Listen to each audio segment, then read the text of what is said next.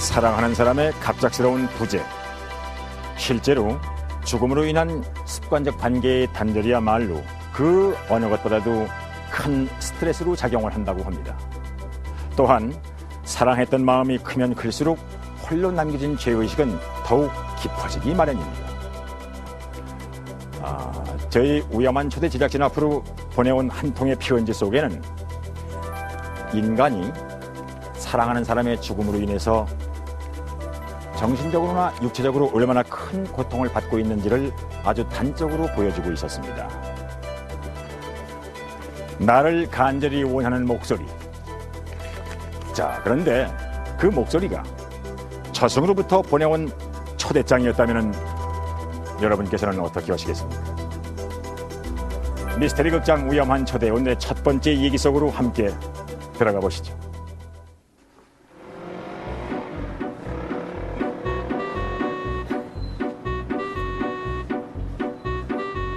(1994년 8월) 기말고사를 앞둔 어느 날 제보자 진수 씨는 친구 형권 씨의 오토바이를 기다리고 있었습니다.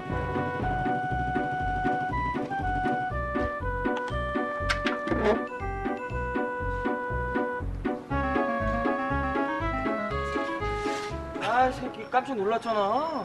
뭘 보고 있냐? 네가 안 나오니까 기다리고 있었잖아. 빨리 안 나고 뭐 했어? 미안. 엄마가 자꾸 밥 먹고 나가라고 그러잖아. 밥 안 먹었어? 며칠 전에 할아버지 제사 때 남은 음식 자꾸 그것만 먹으래잖아. 뭐 나 아니면 먹을 사람이 없대나? 그래서 안 먹었어? 도서관 가서 사발면이나 먹자. 가자. 그런데 떠나려는 찰나에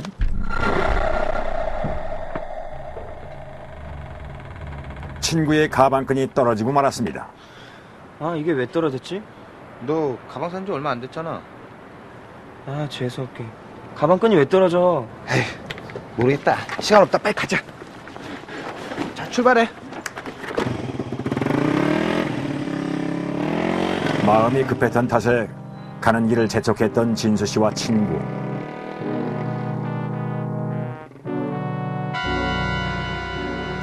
대수롭지 않게 여기려고 했지만은 이상하게도 가방끈 떨어진 게 마음에 걸렸다는 진수 씨.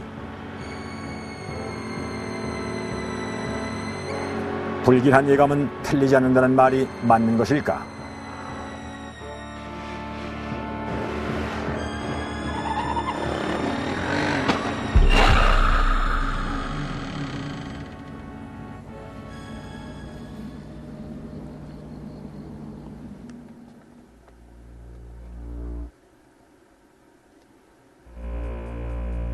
마주오던 오토바이의 불법 중앙선 침범은 치명적이었습니다. 피할 길이 없었던 정면 충돌. 더구나 두 오토바이 모두 전속력으로 달리고 있었기 때문에 사고의 피해는 컸습니다.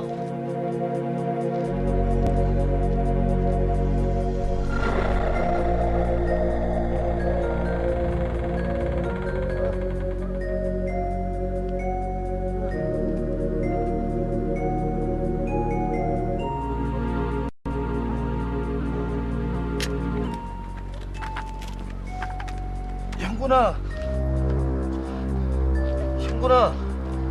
하늘이 도왔을까? 진수 씨만은 예외였다고 합니다. 그런데 사랑하는 친구 형권 씨가 형구나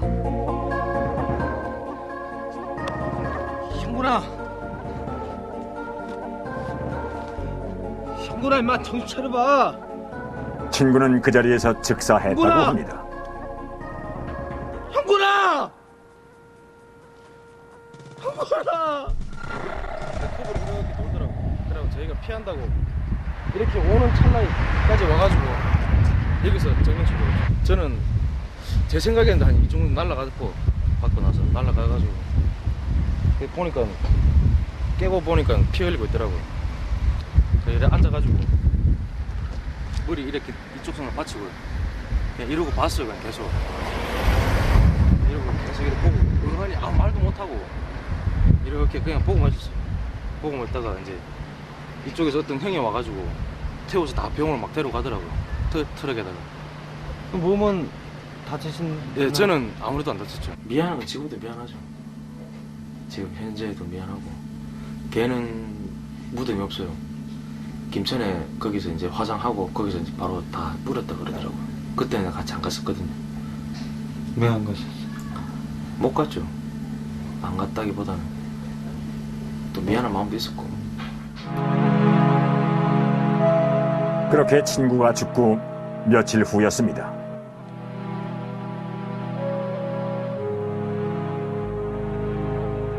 이상하게도 이날의 꿈은 현실처럼 너무 생생했다고 합니다. 아이씨, 이질라, 씨. 아니, 왜 이게 도대체 왜 이렇게 안 풀리는 거야, 이거? 아이씨. 진수야. 진수야. 어디선가 들리는 낯익은 목소리. 도대체 누구지? 밤에. 진수야. 나야. 진수야.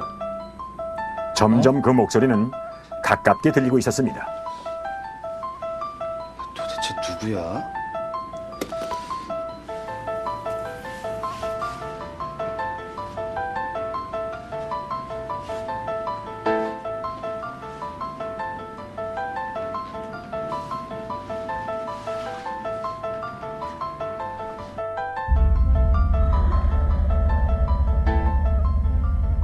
그런데 그 목소리는 바로 형구나.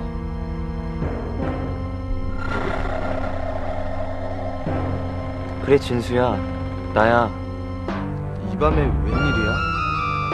아, 얼굴은 왜 그래? 나랑 놀러 가자. 좋은 데가 있어. 이 밤에? 안 돼. 놀러 가자는 친구의 그래, 재촉이 진수야. 왠지 싫었던 진수 씨. 가자. 내일부터 시험이잖아. 끝내 친구 현곤 씨의 제의를 거절하고야 마는데 내가 가자고 하는데도 안 간단 말이야?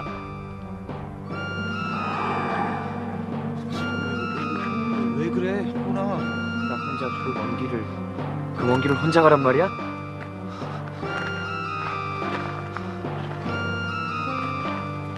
형구나.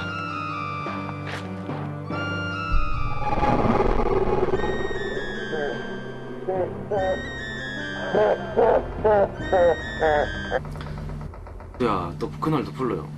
야, 왜? 그러면서 놀자 이렇게 하는 거예요. 그래, 그날은 나갔어요. 딱 나갔는데 딱 그러고 서 있는 거예요. 무섭죠, 이제 그때부터는. 왜 그러노? 하여튼 그런 식으로 막 대화를 좀 했었어요. 왜 가자 그러는데 안 따라갔노? 이렇게 하는 거예요, 그날. 이제 처음에 꿈이 나왔을 때. 왜 가자 그랬는데 안 따라왔냐? 예, 그 친구가 왜 안 따라왔냐고. 그러더면 오늘은 꼭 데리고 가야 되겠다고. 그러더면 이걸 휘두른 거예요, 저한테. 그럴 때 딱 엄마가 깨우더라고, 저를. 휘두려고 하기 전에 딱 깨우더라고. 뭐 어떤 그 직접 이렇게 와가지고 일어나라 그러고 깨우셨나요? 예, 아니 직접 일어나 그런 게 아니고 저는 이제 꿈속에 있었고 엄마는 이제 밖에 현실에서 저를 이제 막 흔들 깨우는 거예요. 왜 꿈속에서. 깨우신 거예요? 제가 막 뭐라고 막 하더래요, 자면서. 누굴 자꾸 부르더래요. 극하고는 이제 꿈에 안 나타났어요, 한 번도. 이후 평범한 생활을 영위하던 진수 씨는 고등학교를 졸업하고 형의 회사에서 일을 시작하게 되었다고 합니다.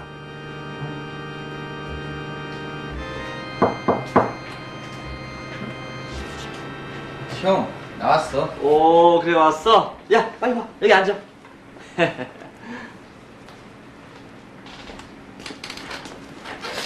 차라도 드릴까요? 아유, 고마워. 야, 생각보다 괜찮네, 회사가. 아유, 뭘 작지. 아, 근데 어머니는? 좋으셔. 뭐 조카들하고 한번 오라고 야단이셔. 야, 요즘 회사가 좀 바빠가지고 이번 할아버지 제사 때는 꼭 가야지. 가야지.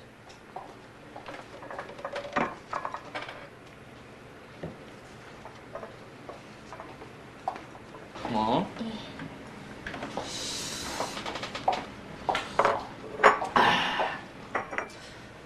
진수야, 너 형 밑에서 일 좀 배워라. 응? 그리고 나서 군대를 갔다 오면 되는 거고, 야, 놀면 뭐하냐. 그거 다 시간 낭비다. 내가 형한테 도움이 될까? 그럼 너가 내 곁에 있으면은 내 마음이 정말 든든해. 지금은 회사가 이렇게 작지만 말이다. 너하고 내가 힘을 합치면은 꼭 된다. 야, 그 직원이래 봐야 그 외근하는 인부들 빼면은 우리 혜영 씨 딱 하나뿐이다. 응? 아, 혜영 씨, 내 동생 인사해. 안녕하세요. 야, 내 마음이 아주 든든한데, 어? 두 사람 다 내 오른팔이야, 어? 알지? 청순한 혜영의 모습에 진수 씨는 첫눈에 반했다고 합니다. 처음 한 달 동안 그녀 주위를 맴돌았지만은 이내 그녀도 진수 씨에게 마음을 열었고 곧 둘은 사랑하는 사이가 되었다고 합니다. 어려운 집안 살림에도 늘 밝은 모습이었던 혜영. 진수 씨의 마음을 사로잡기에 충분했습니다. 7개월 만에 두 사람은 미래를 약속하기에 이르렀다고 합니다. 혜영은 진수 씨에게 영원한 사랑을 다짐했고 진수 씨는 언제까지나 혜영을 지켜줄 것을 맹세했습니다. 하지만 인간의 약속이란 때때로 허망한 법.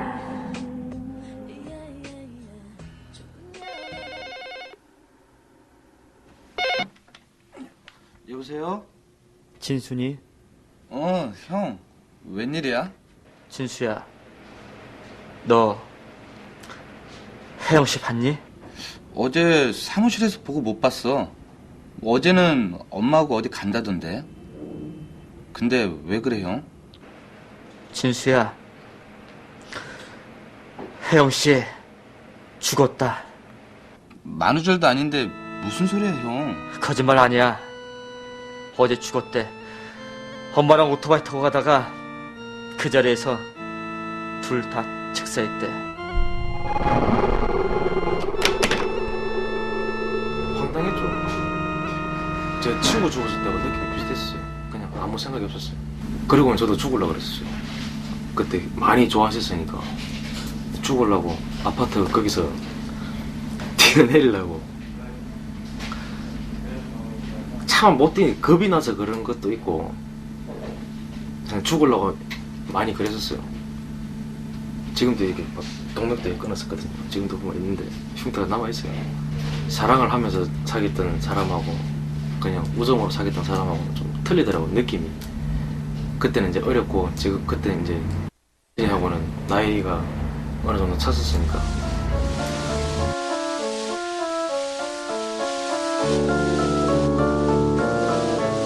할아버지 제사가 있던 날 밤, 그날은 혜영이가 죽은 지 꼭 한 달이 된 날이었습니다.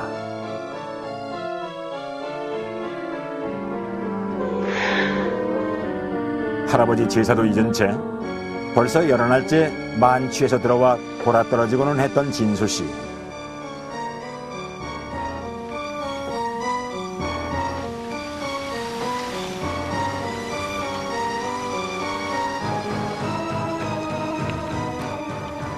할아버지. 처음 본 할아버지의 모습은 인자해 보이셨습니다. 할머니? 언제 오신 거예요?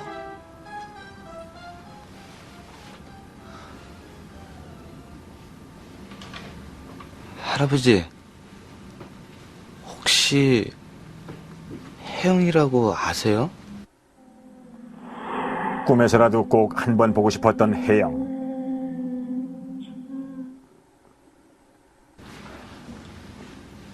정말요? 소원이 이루어질 것 같은 예감이었습니다. 그러면 혜영이를 데려다 줄 수 있어요?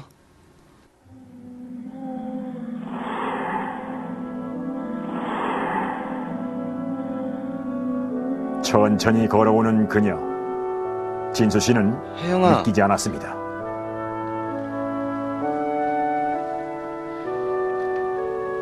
진수 씨. 진수 씨. 정말 혜영이 맞니? 오랜만이었지만 그녀의 따스한 감촉이 확실했습니다. 혜영아. 혜영아. 진수 씨는 혜영을 꼭 안고 싶었어. 놓지 않고 싶었다고 합니다. 하지만 금방이라도 정말 달아날 보고 것 같았던 싶었어. 그녀.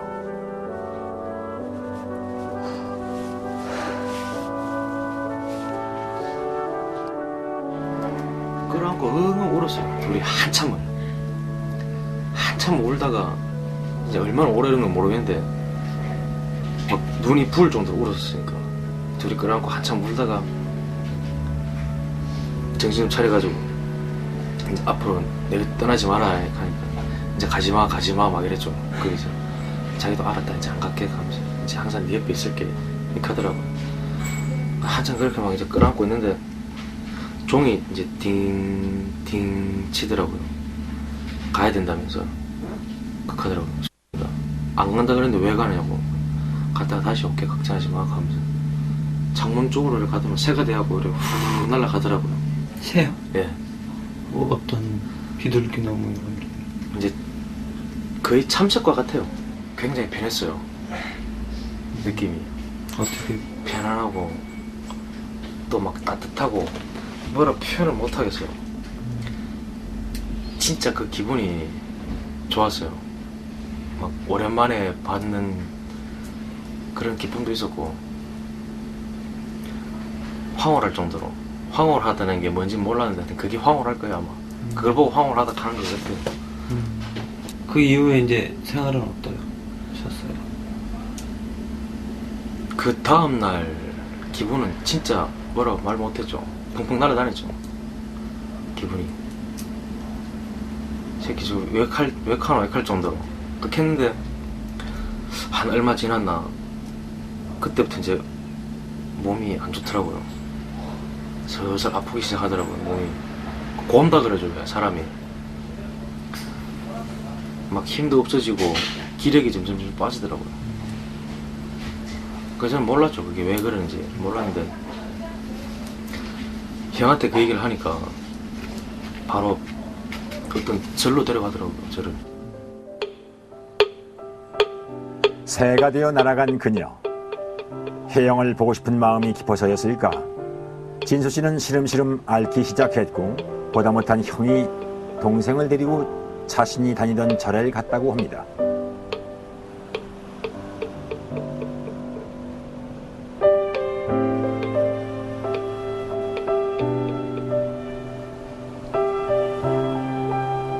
왜 그러십니까, 스님? 아닙니다.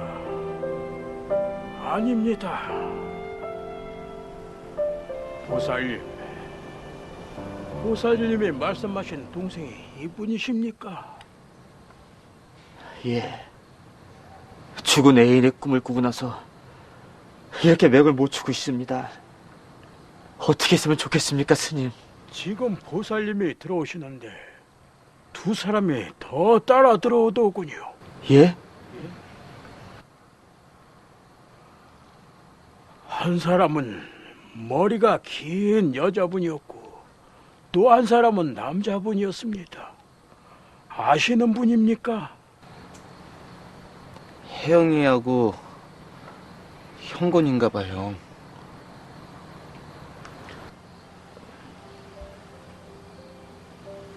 이 베개는 제가 만든 베개입니다. 이 베개는 이 절에서 난 복숭아 나무 가지와 잎으로 든 베개입니다. 이걸로 100일 동안 꼭 누우십시오. 그러면 마음이 편해질 겁니다.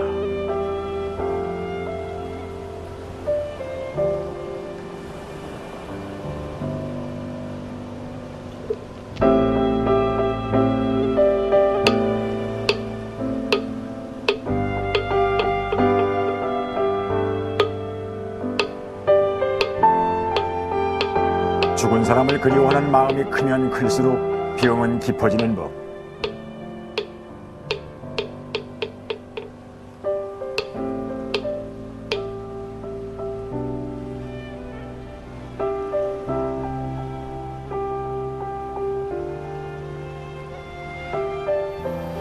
실제 베개의 효험이었는지 아니면 이제는 혜영을 잊어야겠다는 자기 암시였는지 절에서 돌아오고 2달이 지날 무렵부터는 조금씩 마음이 편안해지기 시작했다고 합니다.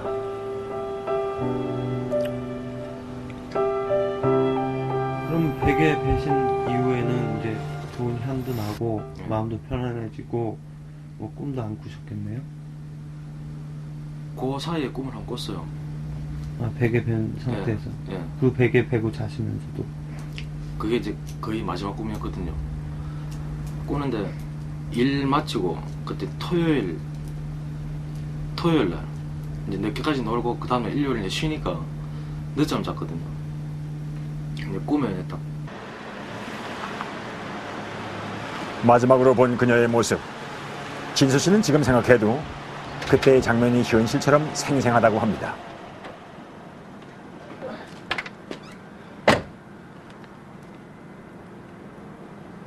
혜영아.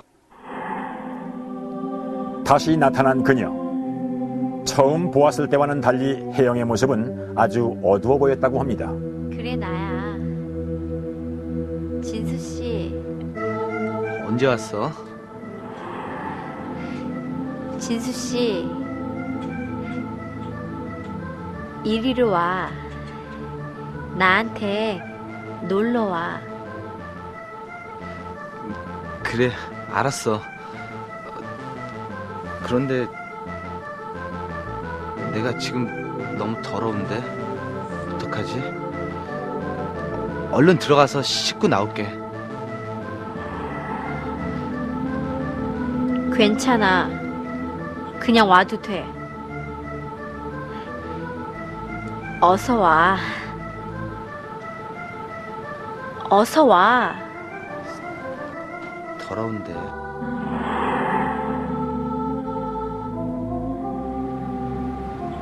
어서 와. 진수 씨가 주저하는 눈빛을 보이자 그녀의 재촉은 점점 더 심해졌다고 합니다.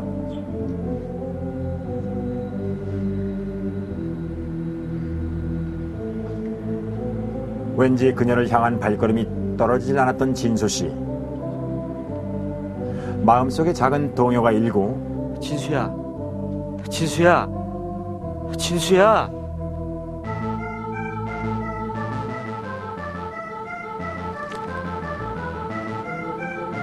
형아, 형이야.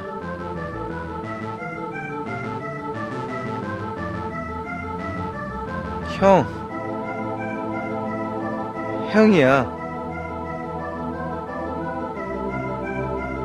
형. 아, 진수야, 아, 진수야. 아니, 웬 땀을 이렇게 흘려 얘가? 어? 야, 진수야, 아, 진수야.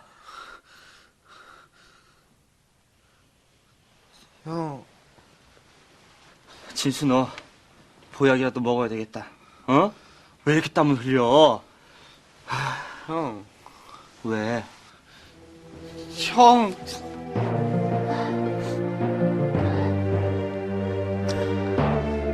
11시 12시 됐었으니까 그래 일하고 왜 깨하냐고 그 이 새끼 나 지금 몇 시간 몇 시인데 아직까지 자냐고 막 이제 꿈 얘기를 해줬어요. 하니까 너는 내가 네 생명의 영이다 하면서 네 따라가면 죽었다 하면 문 열고 나가는 그 자체가 넌 죽었다고. 그때 이제 현관문을 막 열고 나가려고 하는 그때였거든. 형님이 살리신 거예요? 예. 따라갔으면 어떻게 됐을까? 따라갔으면 아마 죽었겠죠. 그때 형 말로는 흰색 옷을 입고 나타나면 괜찮은데 죽은 사람이 검은색 옷을 입고 나타나면 그게 저승사자를 하더라고요. 그래 널 데리고 가려고 왔는 거다. 그래 잘 깨웠다고 하더라고. 첫 번째 친구도 검은 옷을 입고 나타났었잖아요. 그죠? 네. 그리고 두 번째도 이제 여자친구가 검은 옷을 입고 네. 나타났는데 결국엔 두 사람 다 가자고 그랬는데 안 갔죠. 첫 번째는 어머니가 깨우시고 깨우시고 두 번째는 형이 깨우고. 깨우시고 결국에는 결과적으로는 따라갔으면 죽었을 텐데 네. 다 가족들이 깨워주셔가지고 그리고 이제 그 베개 비면서부터 시간이 좀 꽤 흘렀죠. 그 베개 비면서부터 안 나타나더라고요. 몸도 좀 많이 나아졌고 아픈 것도 없고. 오랜만에 진수 씨는 혜영을 찾아가기로 했습니다. 그녀가 죽고 한동안 일주일에 한 번씩 다녀오던 이곳.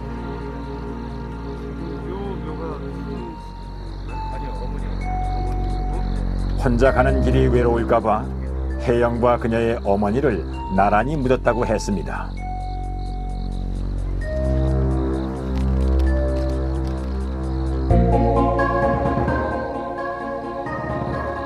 다시는 오지 않겠다고 몇 번이나 다짐을 하며 한때는 그녀를 잊으려고 애써 노력을 했던 적도 있다고 했습니다. 하지만 세월이 가면은 사랑했던 친구 형건처럼 희미한 기억 속에만 남을 그녀. 이제 진수 씨는 혜영이도 이승의 일을 잊고 편안해졌으면 하는 마음입니다.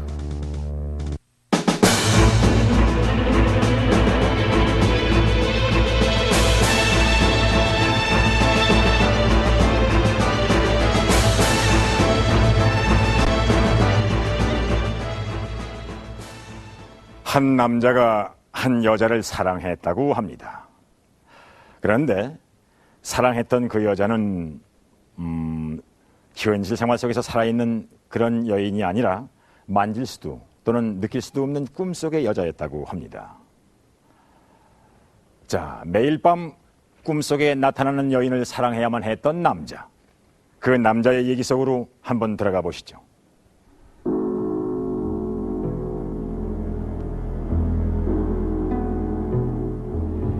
고3 때 한참 공부를 할 때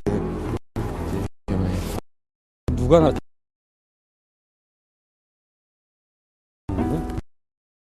처음 어떤 여인 제 옆에 이쪽에서 제 옆에 이렇게 와서 앉더니 정섭 씨 얘기에 의하면은 고등학교 3학년 때 친구와 함께 찾았던 섬진강의 한 강가가 오래전에 이미 가보았던 느낌이었고 그날 밤 꾸었던 꿈에 그 강가에서 처음 만난 여인을 보았다고 했습니다. 그런데 이상하게도 그 여인은 처음 만났지만은 이미 오래전에 만났던 것 같은 느낌.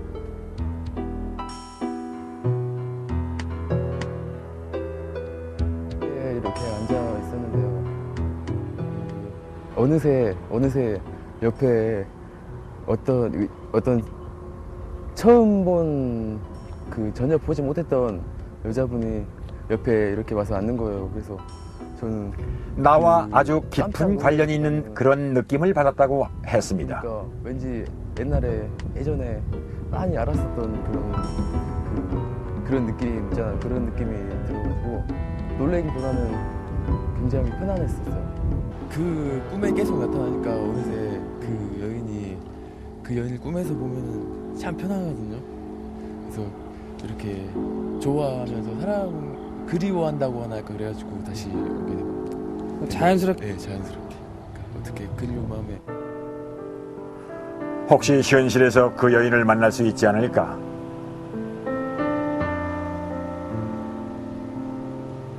강가를 다시 찾았지만은 정섭 씨를 기다리는 건 너무도 황당한 일이었습니다. 자네 여기 오지 마. 왜 그러시죠? 아무것도 묻지 말고 다시는 오지 마. 왜 그러시죠? 혹시 절 아시나요? 이곳을 찾지 말라는 낚시꾼의 경고. 하지만 낯선 이의 경고 따위가 그녀를 보고 싶은 마음을 누를 수는 없었습니다. 꿈속의 그녀에 대한 사랑.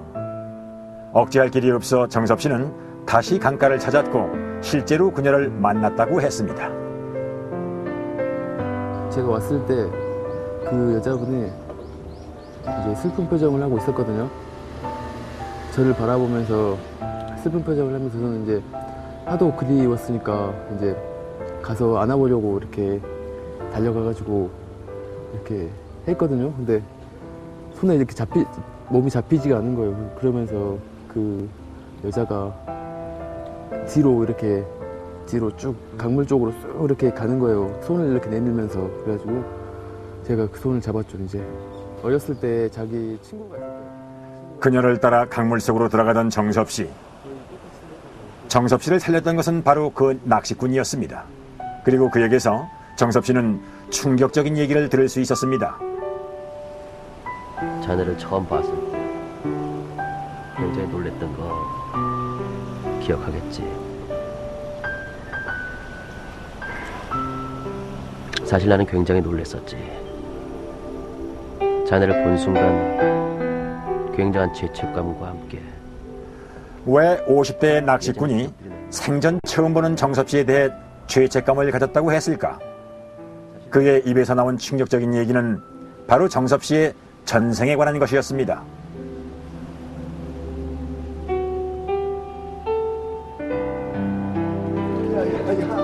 전생의 정섭 씨와 꿈속의 여인은 애인 사이였습니다.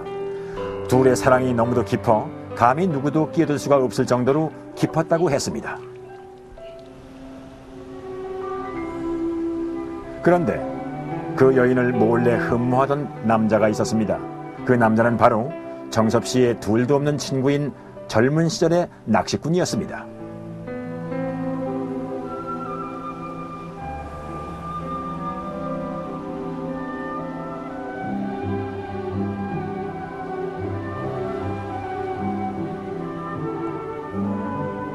친구의 여자를 짝사랑해야만 했던 남자.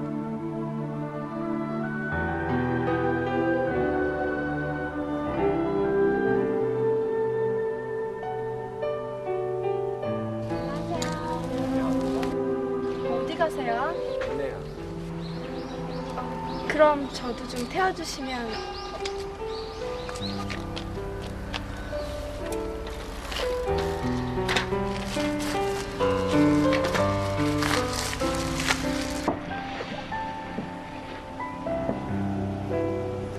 그녀를 향한 낚시꾼의 가슴앓이는 깊어갔고 전생의 정섭 씨는 친구의 마음을 눈치채지 못했다고 했습니다.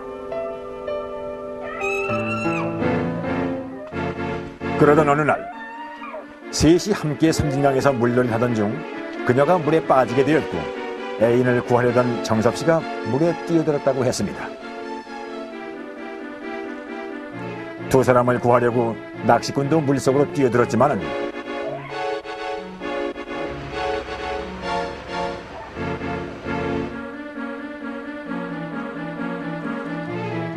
결국 여인과 낚시꾼만 살아남게 되고 그렇게 정섭 씨는 그대로 이생을 하직하게 되었다는 얘기. 자네들을 구하려고 들어갔었어.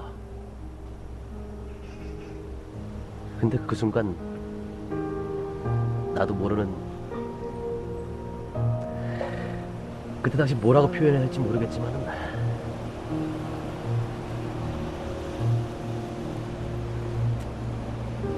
묘한 마음이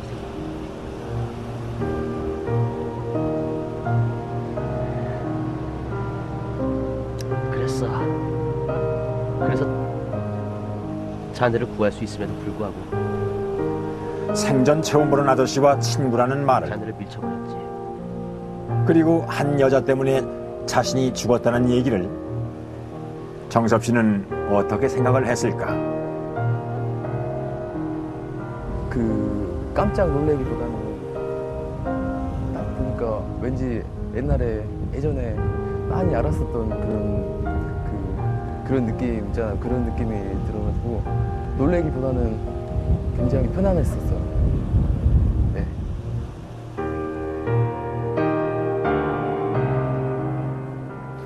자, 정리를 한번 해보겠습니다. 그러니까 50대의 낚시꾼과 전생의 정섭 씨는 친구 관계였고, 그리고 전생의 정섭 씨가 사랑했던 여자를 친구인 젊은 시절의 이 낚시꾼이 홀로 짝사랑을 했다고 했습니다. 그리고 물놀이 도중에 정섭 씨는 사망을 했다고 했습니다. 자, 지금의 정섭 씨의 나이는 23살. 그러니까 정섭 씨가 고등학교 3학년 때 그 낚시꾼을 만났다고 했는데, 그렇다면 정섭 씨는 죽은 다음에 바로 이승으로 환생을 했다는 얘기가 됩니다. 화면을 통해서는 보여드리질 못했습니다만은 그 50대 낚시꾼은 지금의 정섭 씨 꿈에 나타나는 여자가 바로 전생에 정섭 씨를 사랑했던 여자였다고 얘기를 해 주었습니다.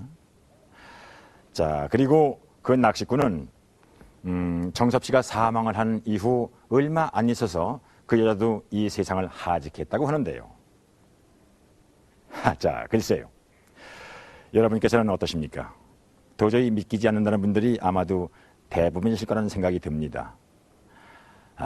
저희 제작진은 제보자 한정섭 씨와 함께 그의 전생의 비밀을 풀어보고자 함께 길을 나섰습니다. 집중해서 저희 제작진은 대한 최면 심리학교장인 유한평 박사를 찾아가 보았습니다. 최면에 의한 전생요법으로 정섭 씨가 주장하고 있는 자신의 전생이 과연 최면을 통해 나타날 수 있을지를 기대해 보기로 했습니다. 지금 아주 편안합니까? 우선 놀라운 것은 최면을 통해 정섭 씨 잠재의식 속에 있는 그녀에 대한 생각이 현실 속에서 느끼는 감정과는 다르다는 것을 알게 되었습니다. 편합니까? 네. 그 아가씨의 인상을 한번 보십시오. 그 인상이 어떻습니까? 자, 그대로. 그 전에 봤던 그 인상 그대로 떠올려집니까? 네. 편안함을 줍니까? 아니요. 그때는 꿈속에서 그녀를 만나면 굉장히 편안함을 줬다고 그랬죠? 네. 지금은 어떻습니까? 아가씨를 떠올렸습니다. 역시 편안함을 줍니까? 아니요. 그럼 불편합니까? 네. 불편해요? 네. 세월은 역류해서 그것은 태어나기 이전 세상으로 돌아갑니다. 서서히 유 박사는 정섭 씨에게 과거로 가라고 암시를 보내고 있었습니다. 바로 전생으로의 퇴행.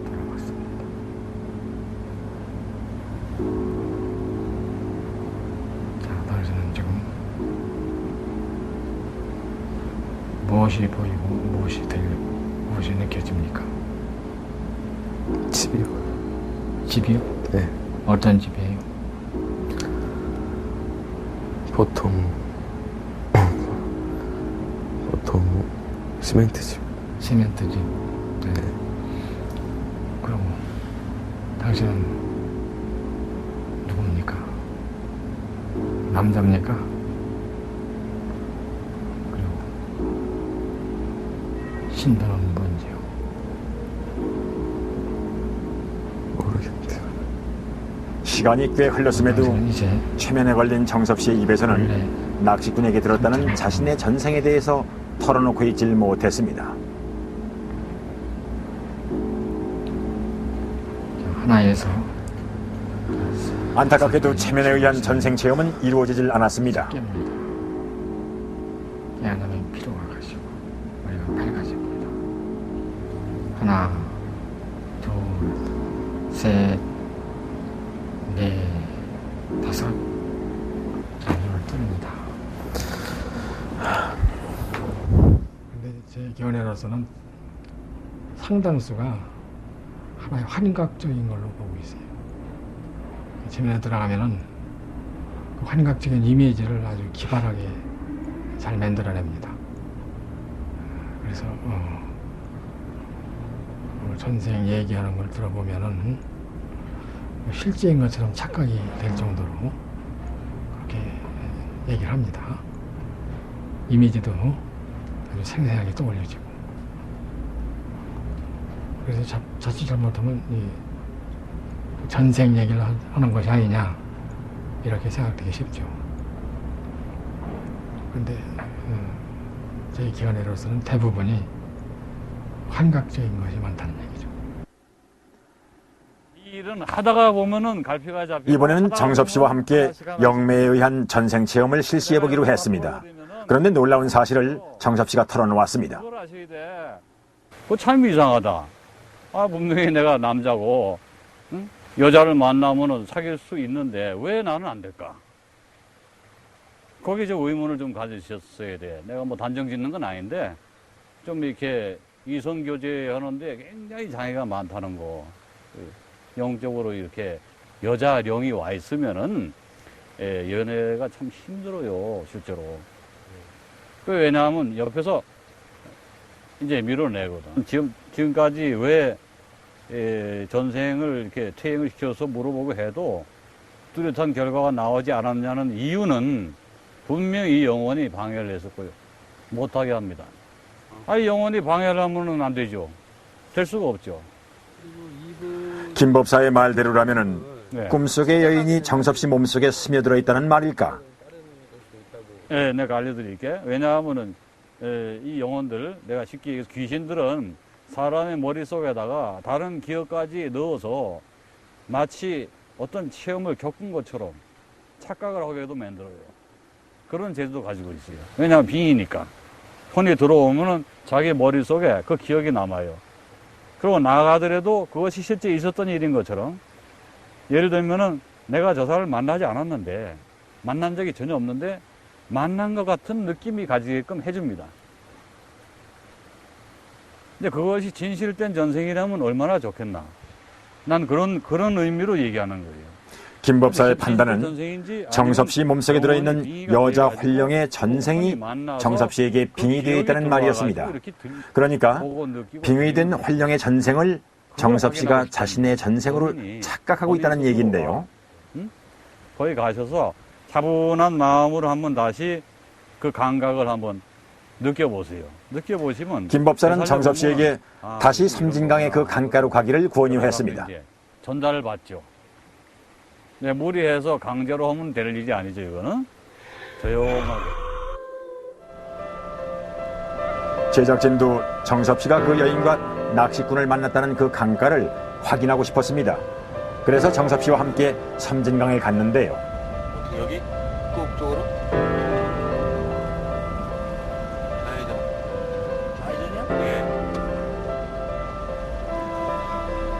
밤길에 익숙하지 않았던 탓일까? 정섭 씨는 섬진강의 그 강가를 쉽사리 찾아내지 못하고 있었습니다. 그러니까 그쪽. 그러니까 여기가 아까 나오는데 끝? 이래가지고 반대쪽이네 그럼 올라오고. 몇 번이나 갔다는 그 섬진강의 강가를 정섭 씨는 왜 기억을 해내지 못하고 있을까? 아까 웃고 갔다가 우회전 받아서 갔다고. 네, 이번에 좌회전으로 한번 가보는 게 어떻습니까? 들어가서.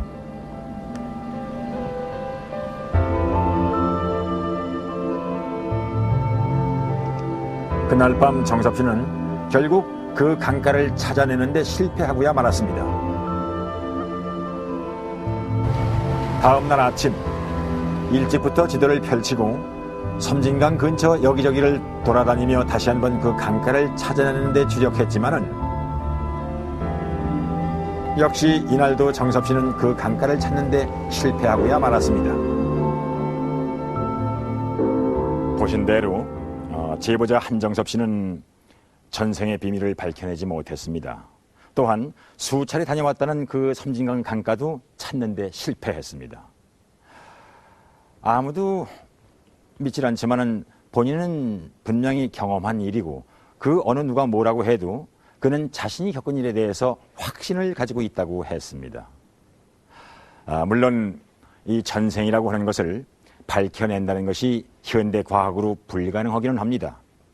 자, 그러나 수차례 다녀왔다는 그 섬진강의 강가를 찾지 못한다는 것이 이해를 할 수가 없었습니다.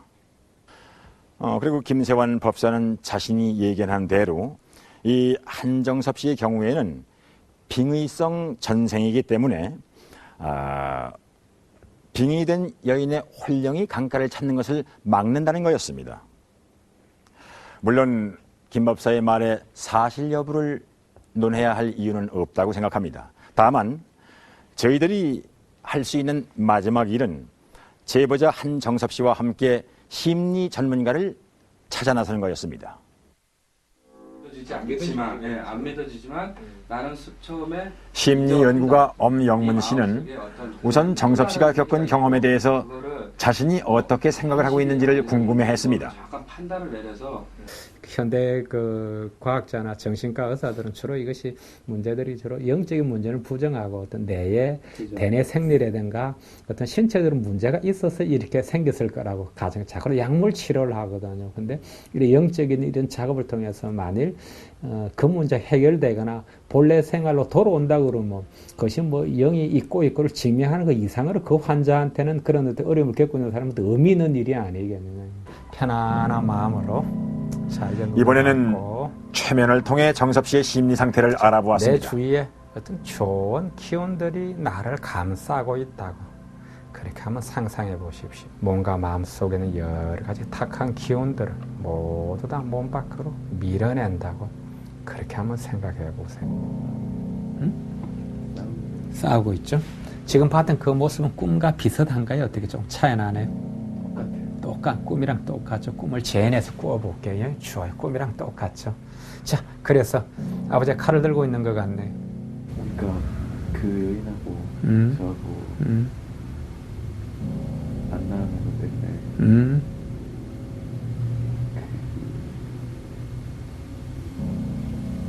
아버지가 안 좋게 생각합니다. 그래요. 자, 그 장면을 꿈에서 꾸니까 빠르게 진행시켜봐요. 그 뒤로 어떻게 되겠지?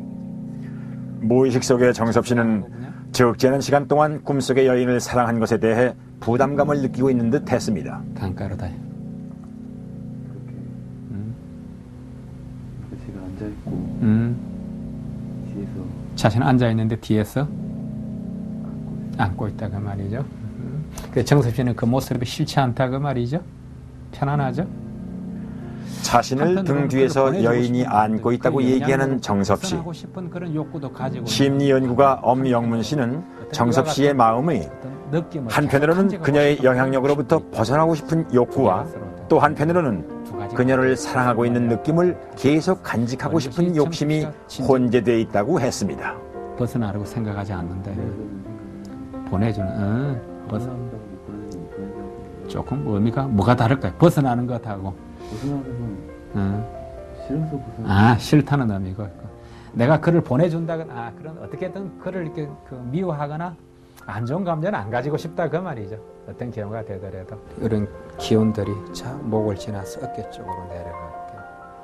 어깨에서부터 자 손까지 내려가야 돼요.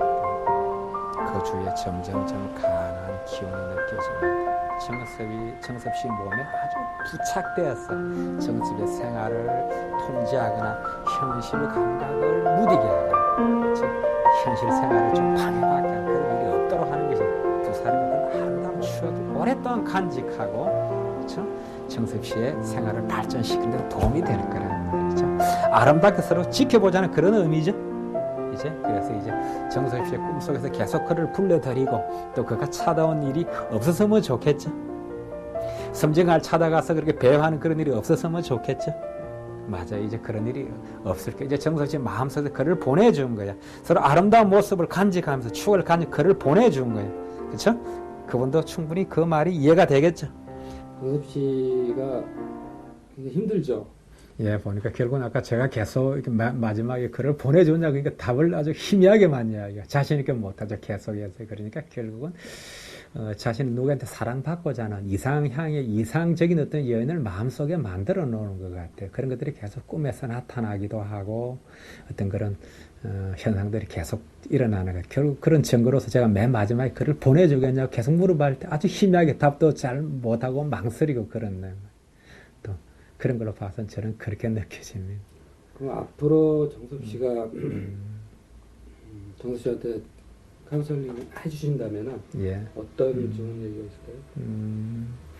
저는 이제 지금 여기에서 충실해. Here and Now라고 그래요. 지금 여기에서 충실해야 되거든요. 만약 그것이 전생이었든지 내가 만들어냈던 아름다웠던 환상이었는지를 우리가 더 이상 이제 그것을 이제 뭐 증명하고 확인하는 것은 이제 더 이상 이제 멈추더라도 지금 여기에서 충실했으면 좋겠어요. 그래서 어떤 새로운 여자친구를 사귀어도 좋고 아니면 이제 대학생이니까 현재 하고 있는 학업에 좀 더 열심히 충실하고 이런 걸 통해서 현실 감각을 익혀나가고 어떤 젊은이니까 자신의 미래를 좀 자신의 의지로서 개척할 수 있는 그런 어떤 계기들이 연속되었으면 좋겠습니다. 아직도 이곳에서 그 여인을 네. 잊지 못하는 건가요?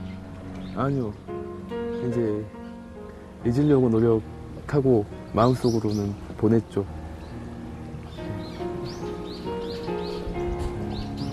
지금은 어때요? 그 여인을 다시 한번 만나고 싶어요? 그렇게 만나고 싶진 않아요.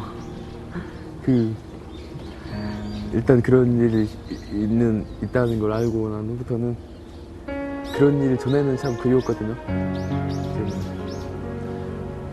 보냈어요.